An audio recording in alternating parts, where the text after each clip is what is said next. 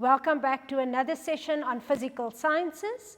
We will focus on chemistry again today, and we're going back to rates of reactions. This time we will look at rates of reactions and the graphs for the rates of reactions. When we look at the concept map here, we did all the macro views and we looked at the micro view.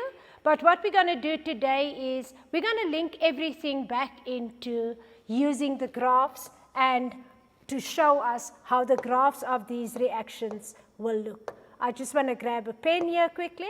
So we're going to focus on the graphs for the entire lesson today. Now, when we look at rates of reactions and we look at the graphs that we will look at here, there are 4 different types of graphs that we can talk about. Firstly, we have the energy profile graphs where we know and we can remember we have the exothermic and the endothermic graphs. Exo and endothermic graphs. We also have the graphs that we draw because of experimental data. These graphs will now be the typical, your rate is equal to your minus change in mass over your delta T. Then we will look at the rate of reaction versus time. In other words, not what changes, but the rate over time. And the last type will be the Maxwell-Boltzmann distribution curve. And this Maxwell-Boltzmann distribution curve, we will link that back to the collision theory where we look at a microscopic level of the particles here. So we will link this to the collision theory as we've done in a previous session. So terminology to keep in mind here is the activation energy. We remember what we said, the activation energy is the minimum energy needed for a reaction to take place. I just want to show it on a profile again. It's this energy that we need for that reaction to take place. Another term that we need to remember is exothermic profile. Exothermic meaning our energy is given off and we have a graph where we have less energy for the products and more energy for the reactants. Then we also have another term, endothermic. Endothermic reaction is where more energy is absorbed during the breaking of the bonds compared to the making of the new bonds. And then the last term that we've heard about a lot, and we spoke about it a lot at length in the last sessions, that is catalyst. We know that we have a positive catalyst, and that one is the one that lowers the activation energy. And we have a negative catalyst, which we don't work with, but that one will increase the activation energy, and it will slow down the reaction. When we look at the energy profiles, the first one that we have here is our exothermic reaction.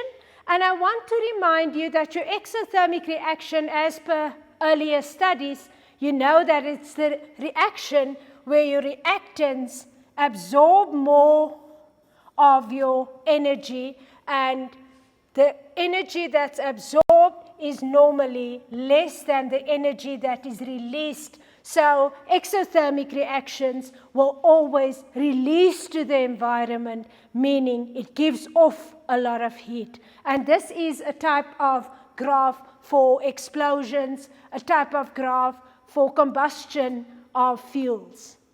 When we look at the next one, we will look at the endothermic reaction. Remember, we spoke last time about our slow reactions, where we need more energy to be absorbed to break the bonds.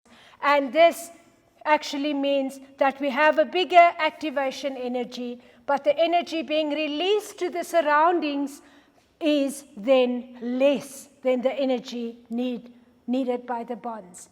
When we look at we can use any energy profile here, but I just want us to remember that when a catalyst is at stake, a catalyst normally lowers our activation energy.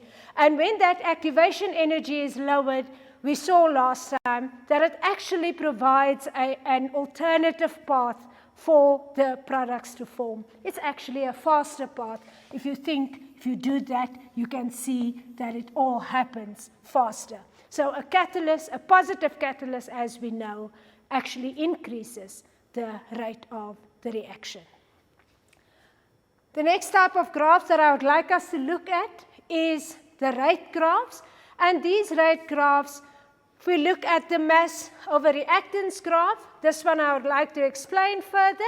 As we look at the zinc and the hydrochloric acid, we can see here we start with a mass. The mass gets lower and lower, and we get to a point where it is parallel to the time axis. At this point, I said last time that the mass remains the same, so there's no more a decrease in the mass, and then we can use that to calculate the rate, and we said that that rate is then equal to minus the change in the mass over delta T. When we look at the next one, we have the volume of a gas versus time. And for this one, we can see in the beginning, it's a fast reaction because there's a lot of reactant to react, and it slows down until it gets to a point where it's actually parallel to the time axis. And at this point, we actually have an end of a reaction, and it basically means that the reaction has now stopped for some or the other reason. These are the types of graphs that we will look at in our discussion. So the question that I can ask is, if I do an investigation, it's carried out to measure the rate of the reaction between zinc and hydrochloric acid, and in this case we have hydrogen gas being released. The hydrogen is not just released, it's collected in a gas syringe. When we look at the questions in front of us, we have three curves, experiment 1, 2, and 3. And now for the questions. Indicate on the graph the time at which the reactions are completed. Now, we know that the reactions are completed as soon as we see parallel lines to the time axis. In which experiment is the rate the highest? Now, how do we know a high rate? A high rate we can always see by looking at the steepness of our gradient. It's normally steepest just after the start. So in experiment 3, we have the highest rate of the reaction. In which experiment is the yield the lowest? Now, the yield is what is formed during the experiment. If you look at experiment 1, 2, and 3, we can see in experiment 1, there's less product that's formed, but that is obviously because the reactants that were put in were less. And in which experiment is the temperature the highest? Now we know a higher temperature will lead to a steeper graph, meaning a faster reaction. Therefore, we can say experiment 3 is actually the one at a higher temperature. Another type of graph that we're going to look at using experimental data, we will go look at the volume of the gas versus time. Now, if you can remember, we used the conical flask with the reactant in it. We had a rubber stopper and we caught up all the gas in the gas syringe and took readings over regular time periods. A graph for that will look like this. At the beginning, we will have a steeper graph, meaning it is a faster reaction. And a faster reaction happens because there is a lot of product that react with each other.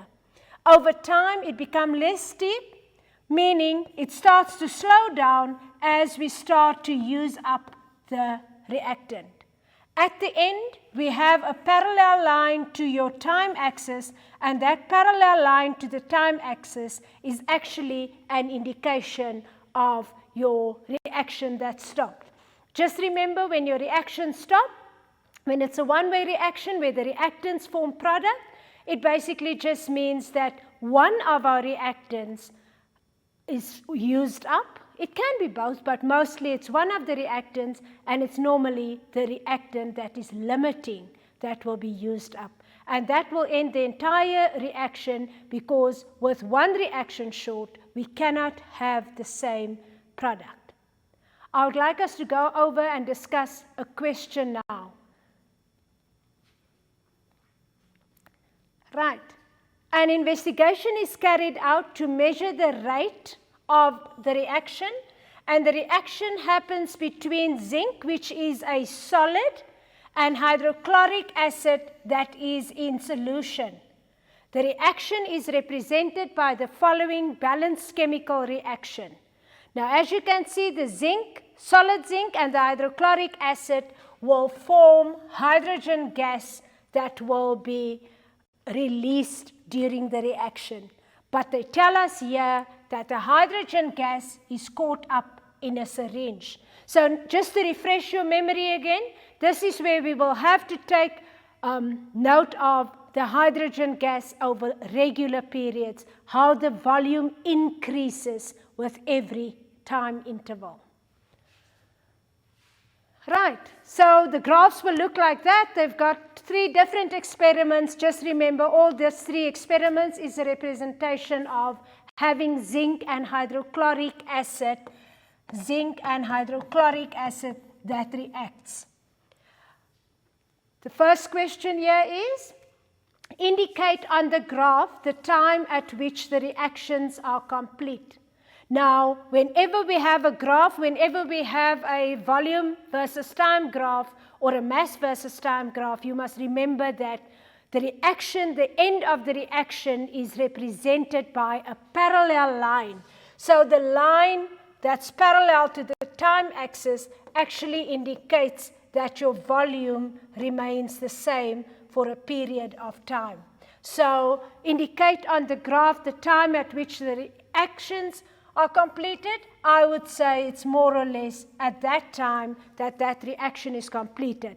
And if somebody would ask me, why do I say that? Then you can say it is the time that the curve flattened down, and it's not just flattening down, it's also now parallel to the time axis. The next question, in which experiment is the rate the highest? Now again, when we look at highest rate or lowest rate, if we have a graph, the thing that we're looking at is we look at the gradient of the graph. Now, if you go look at the gradient, when you talk about a high rate, your gradient will normally be at its steepest. And if it's not so steep, you know that the rate is declining. So if we look at this case, experiment 3 and 2, you can see, and experiment 1, the one with the highest rate is the one with the more steeper start to it. So I would say experiment 3 is the one with the highest rate. If we look at in which experiment is the yield the lowest, and suggest the reason why that will happen. If you look at these experiments, you know by the time that it flattened off, we know that no more product will be formed.